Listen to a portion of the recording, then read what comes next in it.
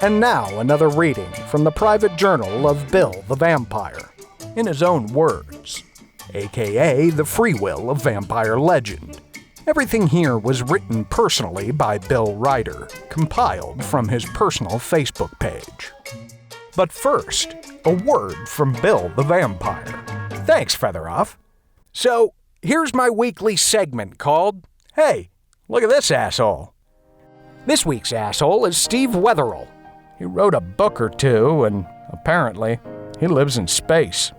I read his little about author thing, and it sounds like he gets pretty lonely up there. Has to jerk off into his own space glove. Believe me, you don't want that kind of debris just floating around in your space station. Anyway, if you're a fan of this poor bastard, send him some Tang or a fleshlight or something. I'm sure he'll appreciate it. Anyway, if you like sci-fi, Steve the Dirty Space Hippie is your guy. And now, a reading from the private journal of Bill the Vampire. Part 6. Lost in D.C. after some Mongolian beef, and the tale of Bitey, the vampire guinea pig. March 29th, 2013. The limo for the party down in D.C. is coming late tomorrow night. Still trying to figure out how to avoid both an international incident and a bloodbath. Open to suggestions at this point. March 30th. Ah, shit. Gan is here. April 2. Who'd have thought the phrase slow boat to China was a literal thing? More later. Busy drying off and hoping this all-night internet cafe doesn't notice the puddle of water beneath me. Now where the fuck am I? Okay, Mindy's gone, Gan is headed back home, I hope, and I'm stuck down in South Carolina. Gonna see if I can bum a ride without living out the plot from Deliverance. April 3rd. Great, so I made it to the south of the border. Fucking tourist trap, but it gives me a breather. Hey, maybe I'll go visit the Sombrero Tower. Anyway, the party this weekend went as about as expected. Good food, lots of drink, and a bunch of self-important assholes. Followed by a cliché slaughter when Gan showed up and her followers descended upon the human guests. You know, that sort of thing. Oh, and they have churros here. More later. Gotta go score me some of those. Holy shit, I am so wrecked. Caught a ride with some spring breakers heading north.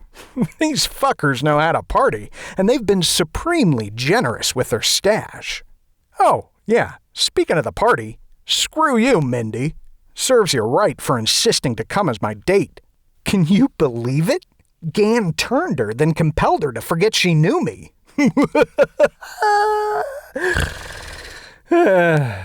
Oh, man. I just got flashed by this chick sitting next to me. Gonna show her my fangs and see what she thinks. April 4th. Okay, so maybe vamping out in front of a group of stoned college students wasn't the best idea. They freaked, stomped on the brakes, and ran off screaming into the woods. So, I kinda panicked and drove off with their van. On the upside, I'm making much better time back toward home now. Pulled over to the side of the road for a minute. Caught and ate a squirrel. Not my finest moment. A few miles outside of Delaware, aka the state that exists for no other purpose than to charge people tolls. Oh well, it still beats being chained to a bed in Gan's quarters while stuck out in the Atlantic.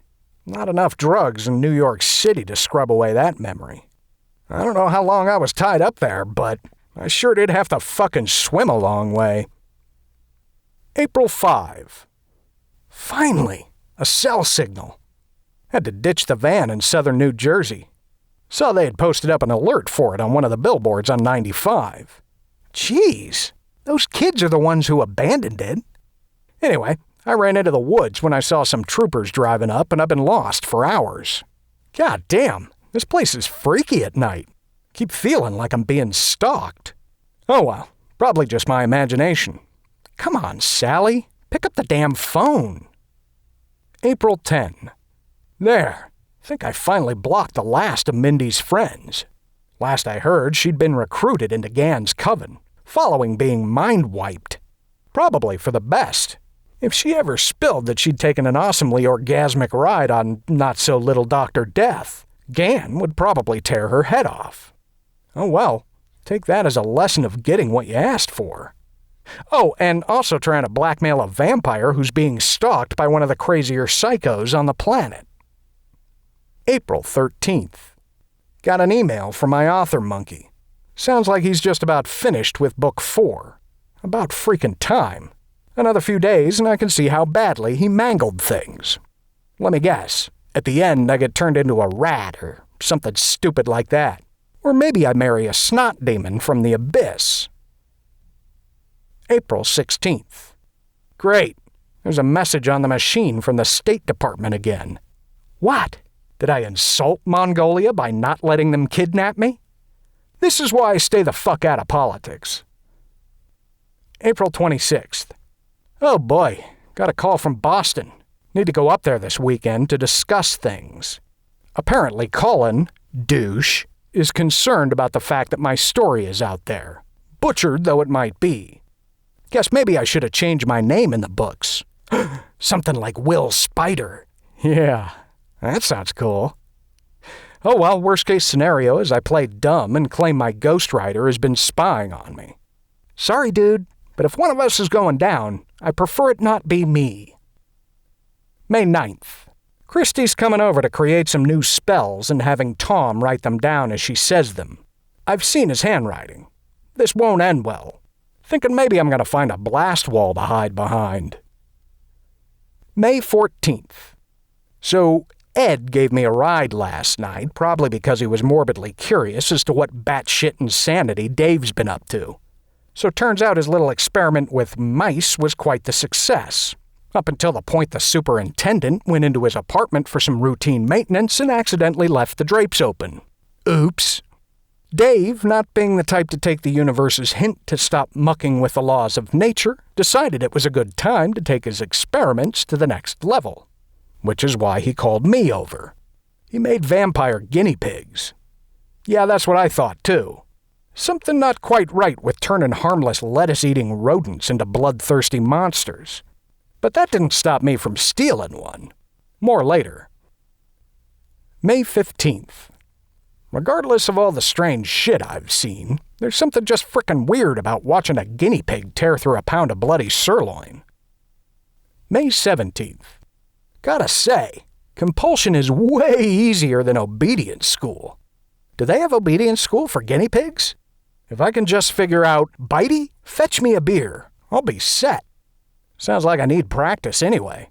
Gotta head over to the Coven tomorrow night, and I probably shouldn't bring them with me. That might lead to one or two uncomfortable questions. May 18th. Okay, so I was forced to go with a regular guinea pig cage from PetSmart. They just looked at me funny when I asked if they had anything more reinforced. Goddamn salespeople. No problem if another customer asks for a baby rock python, but somehow I'm the weirdo when I ask a simple question. Good thing I didn't ask if they had any mice I could feed Bitey. I'm sure that would have been a laugh riot. Oh well, he's locked up now, has a water bottle full of blood, and a good bowl full of raw chopped meat. Now to leave him with a compulsion to stay put, and I'm sure everything will be fine. May 19th. Lesson learned. Unless specific in their instructions, compulsions tend to wear off after a while. Oops. Now to see where this hole in the wall leads to. May 20th. Trying to avoid the neighbor in 3B. Overheard her crying earlier that something got her Shih Tzu. Yeah, that's a conversation I don't want to have. Now, if you'll excuse me, I have to lay down some blood-soaked guinea pig treats in the hall. May 21. The building manager put down rat traps in the basement. I know, because I found their twisted remains. Kinda hoping he doesn't call an exterminator. May 22nd. Fucking little rat. He chewed his way down to the sewer line. Dragging Tom and Ed with me for some late-night fishing. And this, people, is why most apartments don't allow pets. May 24th. Apologies to anyone on 3rd Avenue whose toilets are currently, well, exploding. I told Ed it was a stupid idea to bring his shotgun down into the sewers. So, Blame him. May 25. Holy fucking shit! Chuds are real! I take back what I said about Ed bringing his gun on those lost pet expeditions. Note to self, just get a fucking goldfish next time. May 26th. Got an email from Dave. Your character just suffered 3 negative levels because you're a thieving cocksucker. See you at the game today. Prepare to suffer. Guess he's still a little annoyed. D&D game in which I'm going to get a world of hurt, or another day spent combing the sewers. Decisions. May 28th. Yes, I have recaptured Bitey. All of my hours spent tirelessly hunting him down have not been in vain. God damn, I'm good. Taking advantage of the cloudy day and blowing off work to head to PA with Ed.